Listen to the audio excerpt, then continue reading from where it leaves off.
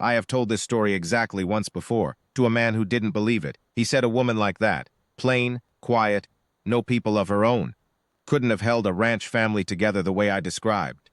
I told him he was thinking about it wrong. She didn't hold it together like a rope holds a steer. She held it together the way mortar holds stone. You don't notice it's there until the wall stands 40 years, and the stones have never moved. Her name was Nora Vance. She came off the noon train on a Thursday, in late August, the kind of August that turns Red Rock County to a cast iron skillet and fries everything on it. She had one trunk, cardboard, tied with hemp cord, and a wool coat folded over her arm that made no sense in that heat, except that it was the only coat she owned, and she wasn't leaving it on a train. I was standing outside the feed store. I saw the whole thing. Gideon and Price Cutter, Eli's two elder boys, 23 and 21 that summer, big as draft horses and just about as thoughtful, were leaning against the depot rail waiting for her. Gideon had ridden the 2 miles into town the way a man rides to a chore he already resents. He looked Nora up and down the way you'd look at a saddle that came in the wrong size. And he said, loud enough that the depot agent and 3 other men could hear every syllable, "Pa ordered a woman who could work. You look like a strong wind knock you into the next county. Get back on the train." Nora stood on the platform. She set her trunk down. She didn't flinch, didn't cry, didn't argue. She just looked at Gideon the way a schoolteacher looks at a boy who's said something stupid and knows it. "I came off a train from Cheyenne," she said. "Before that, a rooming house. Before that, an orphan home in Laramie that closed in April. There is no train going back to anything." Gideon said that wasn't his problem. She picked her trunk back up. She walked to the end of the platform and sat down on her cardboard trunk in the Bagaust heat. And she waited, though for what I don't think even she knew. I went and sent a boy out to Cutter's Bend. Eli came in himself. He didn't send a hand. I don't know what the boy told him, but Eli rode that 2 miles at a pace that said he'd already made up his mind about something before he arrived.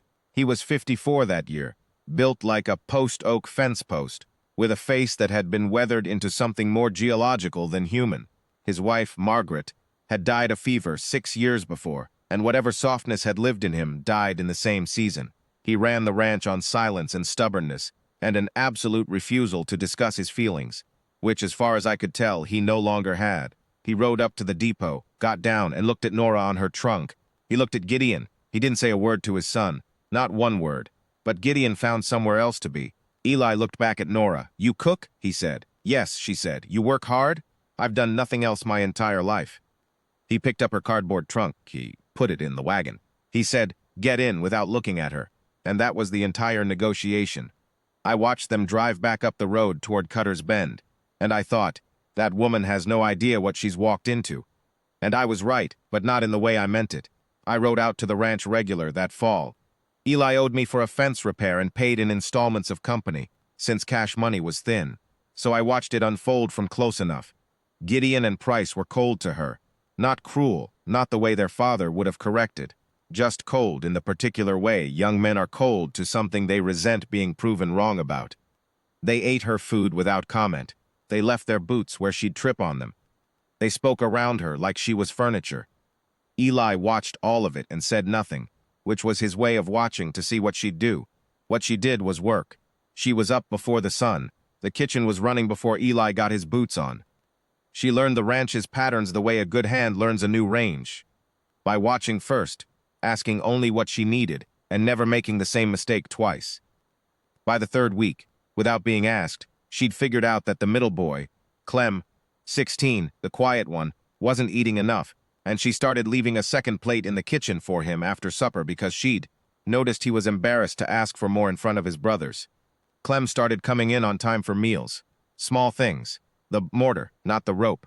Eli watched. He didn't say much to her. Eli didn't say much to anyone, but I noticed he started leaving the lamp on when he went to bed, instead of banking it early the way he had for 6 years, because she stayed up mending after supper. And he knew she needed the light. He'd never have explained it if you asked. He'd have said it was a fire safety precaution. It was October when it happened with young Thomas. Thomas was Eli's youngest, 8 years old, a boy who had inherited his father's stubbornness and none of his father's sense about water. The stock tank was full from a week of rain. I was in the barn. Nora was hanging washing on the line. I heard her drop the washing before I heard the splash. She went into that tank, dress, boots, wool coat, without a pause the way a person only moves when there isn't a second to spend on thought. The boy had gone under once.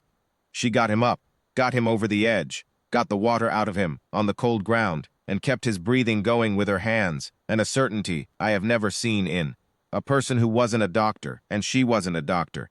She was a woman from an orphan home in Laramie, who had apparently, at some point, learned what to do when a child stops breathing, and she did it until he started again. I came out of the barn. Eli came off the porch. Gideon and Price came from the paddock. We all stood around that boy taking his first good breath on the cold ground, and Nora sat back on her heels in her soaked dress with her hair coming down. And she was shaking, but she was not crying, and she said to Thomas, very quietly, "There you are." Nobody said anything for a long moment. Gideon looked at his father. Then he looked at Nora. He opened his mouth and closed it again, which was, I think, the most honest thing I ever saw Gideon Cutter do. Eli carried Thomas inside. Nora followed with her soaked wool coat and her soaked boots squeaking on the porch boards. I don't know exactly what happened in that house that afternoon. I know that when I left at sundown, the lamp was on in every window. 2 weeks later, Eli asked Nora to stay permanent, not in the way a man asks when he's nervous about the answer, in the way Eli asked for everything, flat, direct, as if the logic of it was so obvious that sentiment was just wasted syllables. He said she'd proved she was of use to this family, and he'd be a fool to let go of that, and he asked her to marry him the way a man asks a thing he has already decided is right. She said yes in the same register. No tears, no theater. She said yes the way she'd said she could cook, plain, certain, and with her chin up. They were married at the county clerk's office in November, with Clem and Thomas as witnesses, and Gideon and Price, standing in the back with their hats in their hands, and the particular expression of men who have been wrong about something important, and know it. I stood up for Eli since I was the nearest thing he had to a friend. The clerk asked Nora if she took this man, and she said I do, and looked at Eli the way she'd looked at Gideon on the depot platform. Clear and steady and not requiring anyone's approval. And Eli, who had not smiled with his whole face in the 6 years I'd known him since Margaret, nearly did.